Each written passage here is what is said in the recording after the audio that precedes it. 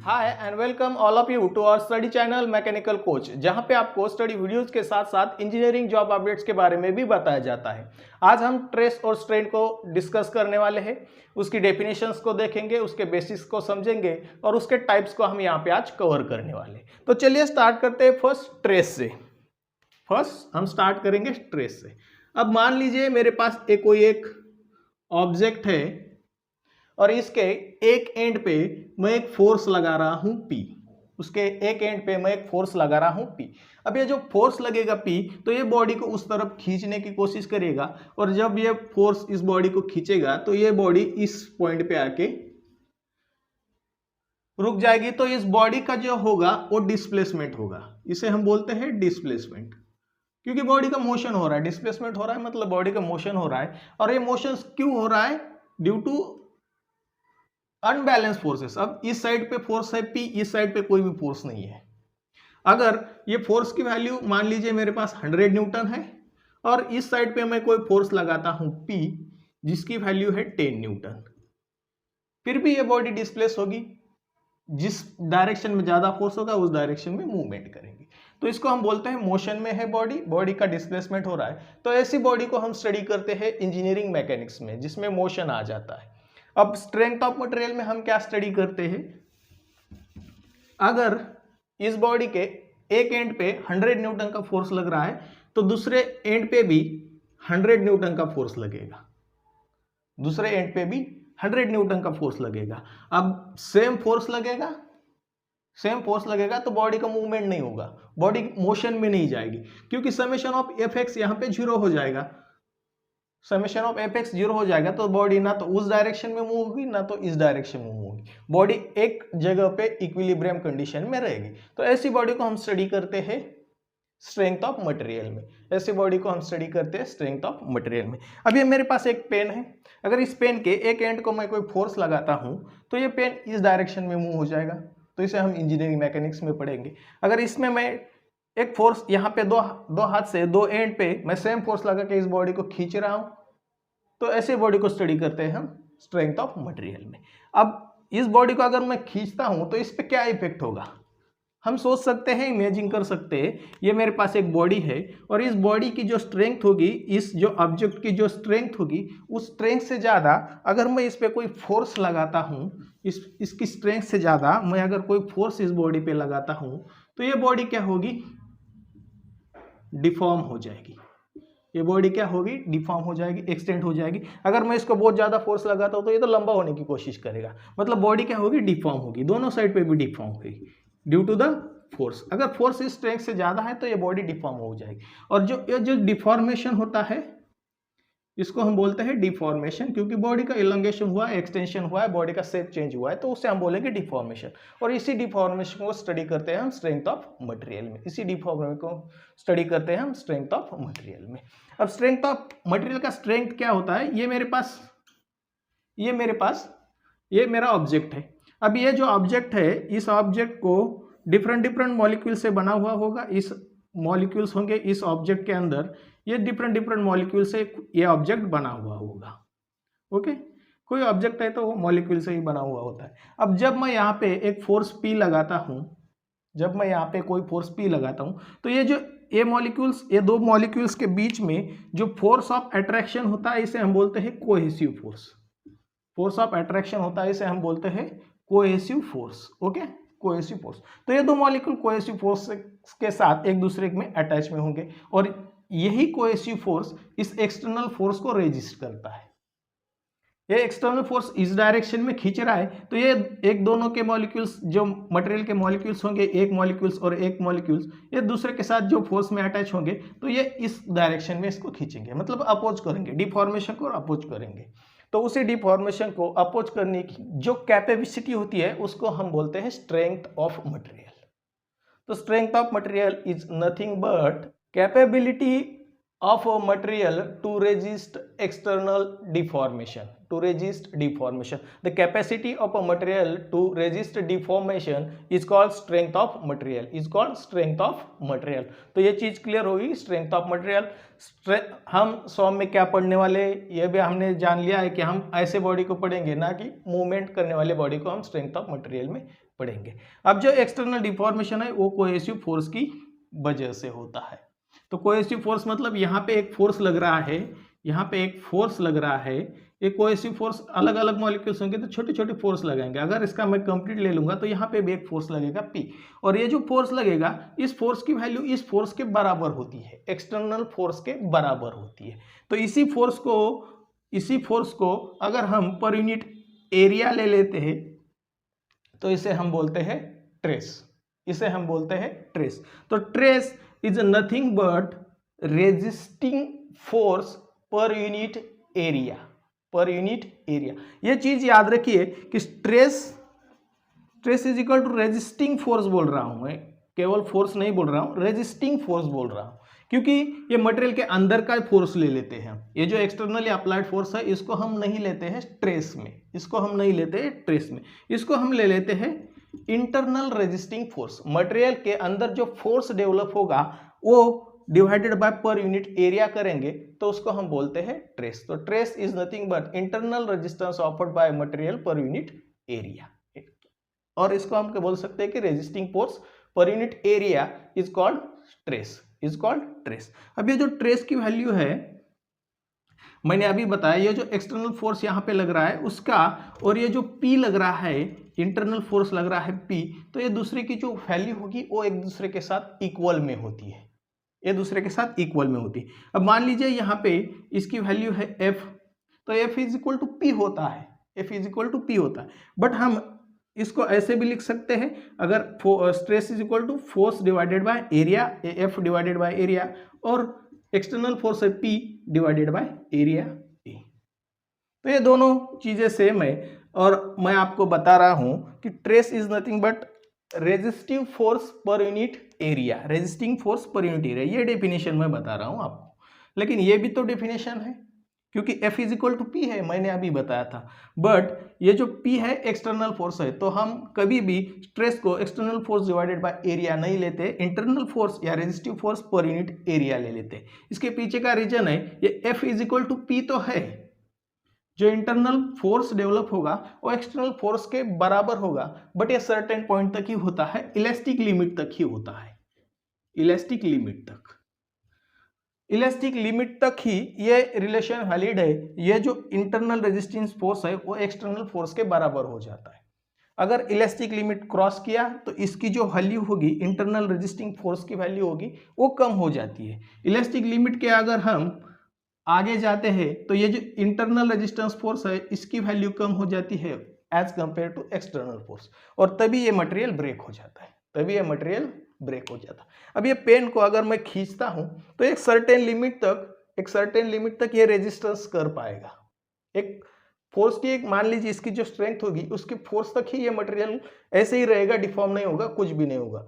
और अगर इसकी स्ट्रेंथ के, इसकी जो इंटरनल फोर्स है उसकी वैल्यू से ज्यादा मैं अगर ज्यादा फोर्स लगाता हूं तो ये बॉडी डिफॉर्म हो जाएगी, और डिफॉर्म होते होते फेल्यूर हो जाएगी, डिफॉर्म होते होते फेल्यूर हो जाएगी। तो वो भी एक टाइप का ट्रेस होगा। तो ट्रेस में हम एक्सटर्नल फोर्स को नहीं लेते हैं, स्ट्रेस में हम ऑलवेज लेते हैं इंटरनल फोर्स या फिर resisting force per unit area. तो stress is nothing but resisting force per unit area.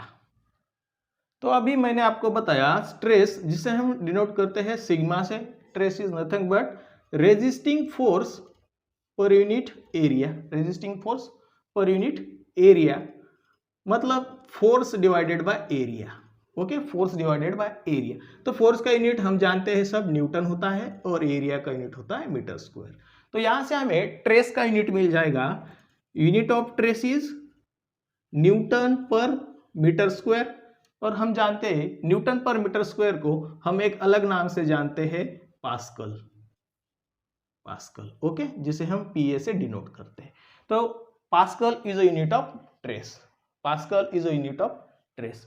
तो 1 newton per metre square is equal to 1 pascal होता है, इज इक्वल टू 1 पास्कल होता है। अब इससे लोअर और हायर साइड में भी पास्कल के यूनिट्स होते हैं, जिसके कन्वर्जन आपको न्यूमेरिकल के टाइम जरूरत पड़ेगी। तो यहाँ पे होता है मिली, जिसे हम स्मॉल m से डिनोट करते हैं, और इसकी वैल्यू होती है 1 milli pascal is equal to 10⁻³ pascal. Okay, same ऐसे मिली जैसे माइक्रो भी होता है, तो माइक्रो को हम डिनोट करते हैं म्यू से। अगर कहीं आपको मिल रहा है 1 माइक्रो पास्कल तो इसको हम लिखते हैं 10⁻⁻⁶ पास्कल।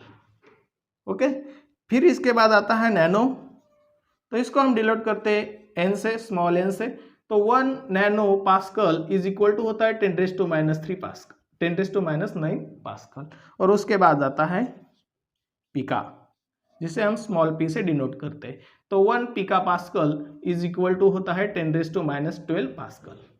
ये आपको न्यूमेरिकल में जरूरत पड़ेगी, तो मैंने आप जस्ट रिवीजन कर रहा हूँ, आपको पता हो गया, या फिर आप यहाँ से भी नोट डाउन कर सकते हैं, या at the end of video मैं आपके इसको नोट्स भी प्रोवाइड कर देता हूँ। तो हायर साइड में जाएंगे तो फर्स्ट आता है kilo. 1 kilo pascal is equal to होता है 10⁻³ पास्कल। ओके, सेम वैसे ही होता है मेगा। अब इसमें कैपिटल एम आ जाता है, कैपिटल एम आ जाता है, यहाँ पे माइक्रो पे स्मॉल एम आ जाता है। अगर मेगा पास्कल तो यहाँ तो कैपिटल एम आ जाएगा, इसकी वैल्यू थे 10⁻⁶ पास्कल। सेम इसके बाद आता है giga pascal. 1 giga pascal is equal to होता है 10⁻⁹ पास्कल। और उसके बाद आता है tera. 1 tera pascal T is equal to 10⁻12 pascal. तो ये होते हैं ट्रेस के यूनिट, ये होते हैं ट्रेस के यूनिट। लोअर साइड में ये यूनिट होते हैं, हायर साइड पे ट्रेस के वो यूनिट होते हैं। जनरल यूनिट होता है पास्कल्स का 1 newton per metre square is equal to 1 pascal. अब एक बहुत इंपॉर्टेंट यूनिट होता है, जरूर याद रखिएगा, न्यूमेरिकल में 100% आपको काम आएगा। 1 newton per mm square, 1 newton per mm square. अक्सर ट्रेस की वैल्यू जो आएगी वो इसी यूनिट में आएगी, तो इसको आपको पता होना चाहिए। 1 newton per mm square is equal to 10⁻⁶ pascal होता है, 10⁻⁶ पास्कल होता है। और 10⁻⁶ पास्कल को हम बोलते हैं 1 मेगा पास्कल, 1 मेगा पास्कल। तो ये बहुत इंपॉर्टेंट यूनिट है, इसको याद रखिए, न्यूमेरिकल में आपको 100%। अभी हमने देखा है trace is nothing but force per unit area, और इसका यूनिट होता है न्यूटन पर मीटर स्क्वायर। और हम ऐसे ही सेम एक क्वांटिटी पढ़ते हैं इंजीनियरिंग में, जिसे हम बोलते हैं pressure. Pressure is nothing but force divided by area. Trace is nothing but force divided by area, pressure is nothing but force divided by area. दोनों का भी unit Newton per metre square, Newton per metre square होता है। तो इस दोनों में difference क्या है, ट्रेस और प्रेशर में डिफरेंस क्या है? ट्रेस को यहाँ पे देख रहे हैं आप, ट्रेस को मैं ऑलवेज ले रहा हूँ resisting force per unit area, resisting force per unit area. और प्रेशर को हम लेते हैं external applied force per unit area. Pressure is nothing but external force per unit area. तो ये दो चीज आपको समझ में आई। Stress resisting force per unit area होता है, और pressure external applied force per unit area होता है। उसके बाद ये जो ट्रेस होता है, ये वेक्टर क्वांटिटी मानते हैं हम, इसे जनरल वेक्टर क्वांटिटी बोलते हैं। बट ये जो ट्रेस होता है वो होता है टेंसर क्वांटिटी। ट्रेस जो होता है वो होता है टेंसर क्वांटिटी। ट्रेस जो होता है वो होता है टेंसर। ओके, जैसे स्केलर वेक्टर, और थर्ड जो फॉर्म होता है वो होता है टेंसर फॉर्म। इसके लिए हमें मैग्नीट्यूड की भी जरूरत होती है, और मोर देन 1 डायरेक्शन की रिक्वायरमेंट होती है, मोर देन 1 डायरेक्शन की रिक्वायरमेंट होती है। जैसे स्केलर को हम, स्केलर के लिए हमें मैग्नीट्यूड की जरूरत होती है, वेक्टर के लिए मैग्नीट्यूड एंड डायरेक्शन चाहिए। बट टेंसर के लिए मैग्नीट्यूड चाहिए और डायरेक्शन भी चाहिए, but more than 1 direction required होता है। और ये लॉज ऑफ वेक्टर एडिशन जो होता है उसको फॉलो नहीं करता है, ऐसे क्वांटिटी को हम बोलते हैं तो टेंसर। तो ये चीज याद रखिएगा, trace is not vector quantity, trace is a tensor quantity, trace is a tensor quantity. और जो प्रेशर होता है वो प्रेशर होता है स्केलर क्वांटिटी। प्रेशर जो होता है वो स्केलर क्वांटिटी, क्योंकि प्रेशर को हम सिर्फ लिखते हैं,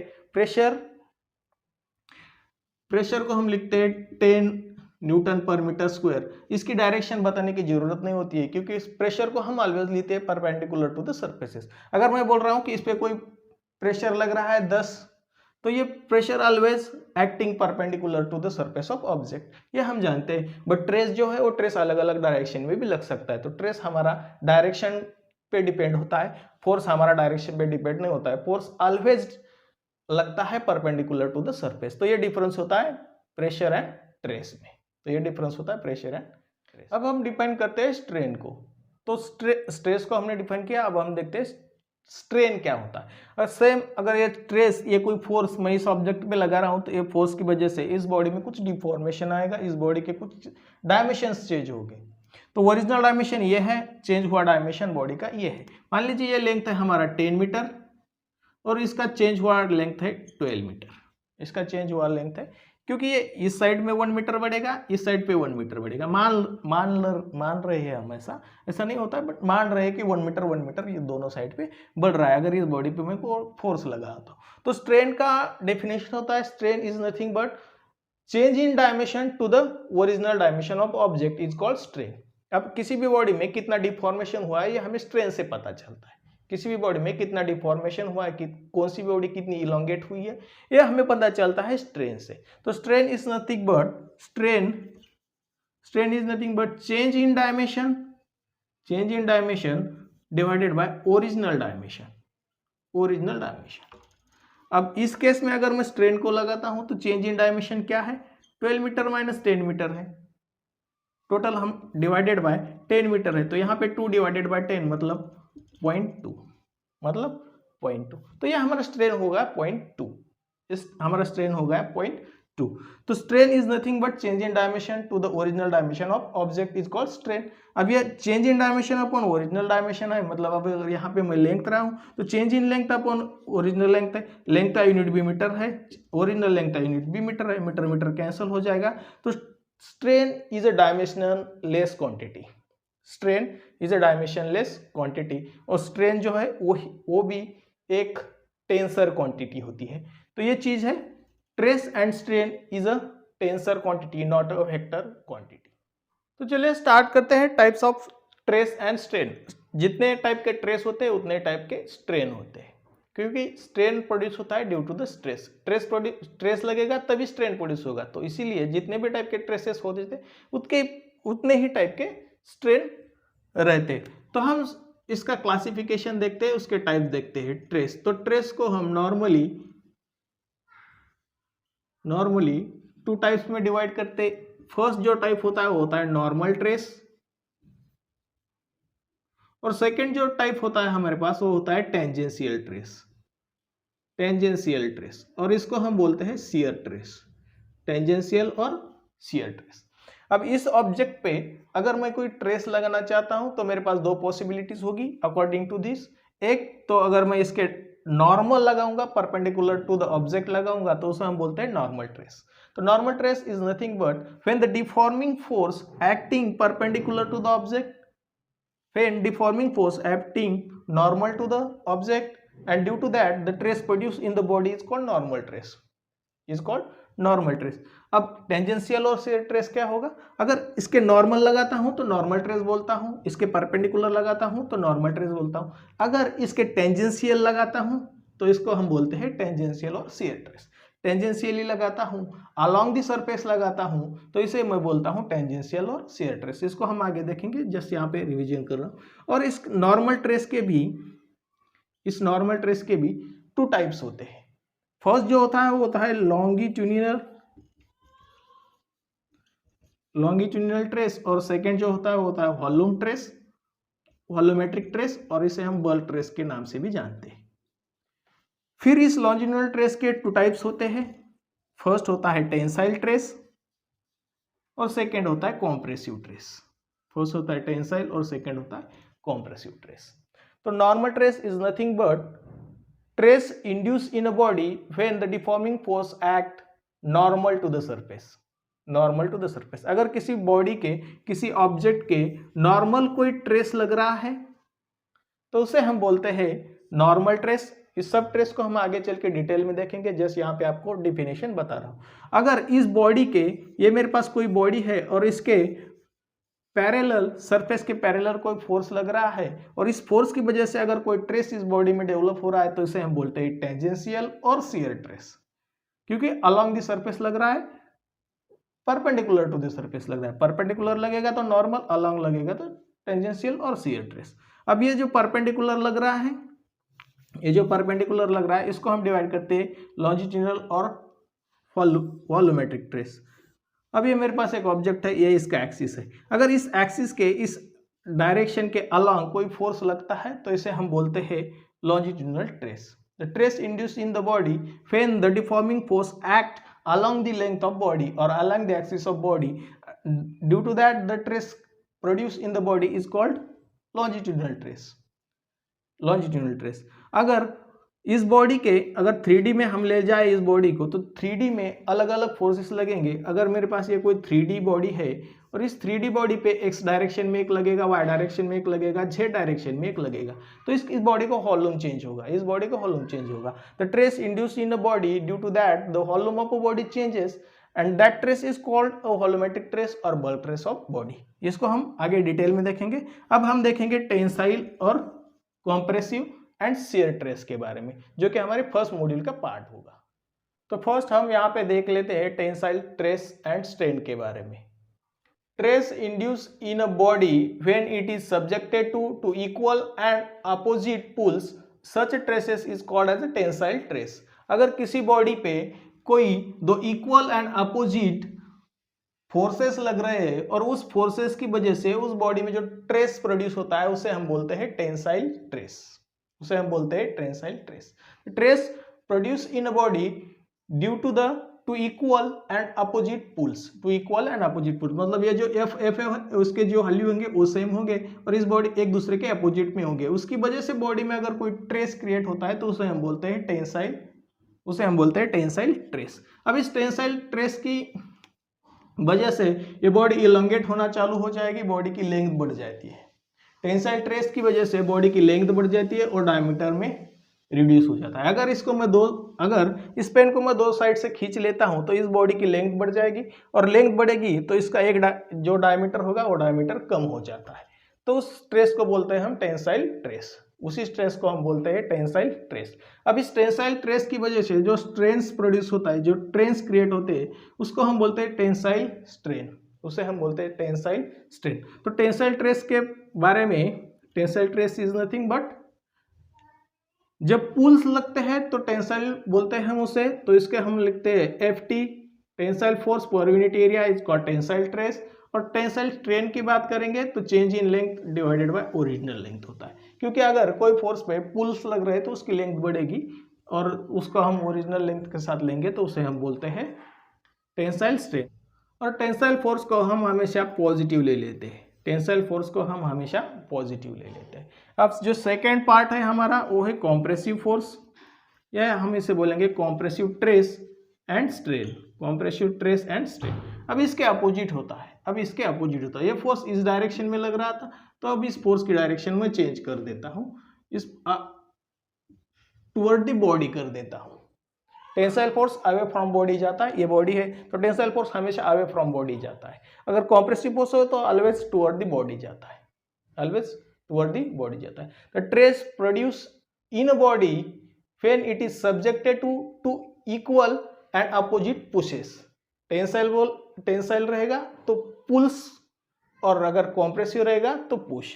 तो जो ट्रेस क्रिएट होता है बॉडी में due to the two equal and opposite push. अगर ये पेन है, अगर इसके मैं दो इक्वल और अपोजिट साइड मतलब इक्वल फोर्स से अगर इसके दो अपोजिट साइड को प्रेस करता हूं तो इसकी वजह से इस बॉडी में जो ट्रेस क्रिएट होते हैं उसको हम बोलते हैं कॉम्प्रेसिव ट्रेस. अब टेंसाइल ट्रेस में लेंथ बढ़ रही थी.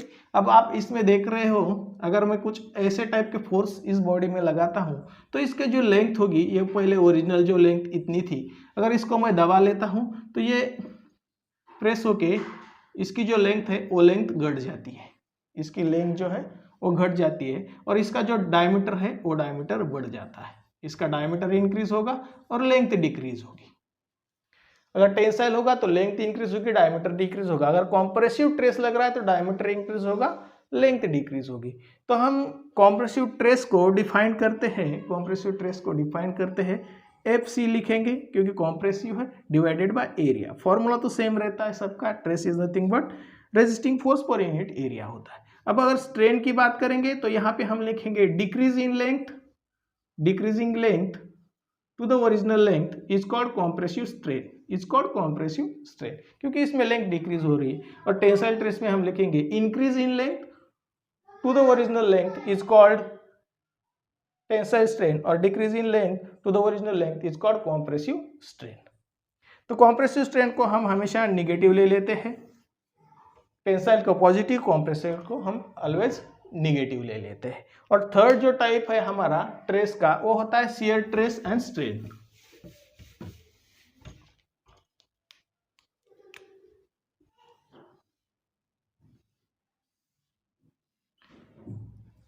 अब ये मेरे पास कोई ऑब्जेक्ट है, अभी तक हमने देखा कि अगर नॉर्मल लगता है तो उसे हम बोलते हैं नॉर्मल ट्रेसेस। नॉर्मल ट्रेसेस के क्लासिफिकेशन में हमने देखा था टेंसाइल और कॉम्प्रेसिव। और अगर किसी बॉडी के टेंजेंशियली कोई फोर्स लग रहा है तो उसे हम बोलते हैं शियर फोर्स या शियर स्ट्रेन। इसके टेंजेंशियल लग रहा है, अगर नॉर्मल लगता है तो नॉर्मल ट्रेसेस प्रोड्यूस करेगा, अगर टेंजेंशियल लग रहा है अलोंग द सर्फेसेस लग रहा है तो उसे वो प्रोड्यूस करेगा शियर स्ट्रेन। अब शियर ट्रेस इस बॉडी पे लगेगा, अगर कोई फोर्स अलोंग द ऑब्जेक्ट लगेगा, अलोंग द ऑब्जेक्ट लगेगा तो ये क्या करेगा, इस बॉडी को उस तरफ खींचने की कोशिश करेगा, लेकिन ये जो एंड होगा ये एंड यहाँ पे फिक्स होगा।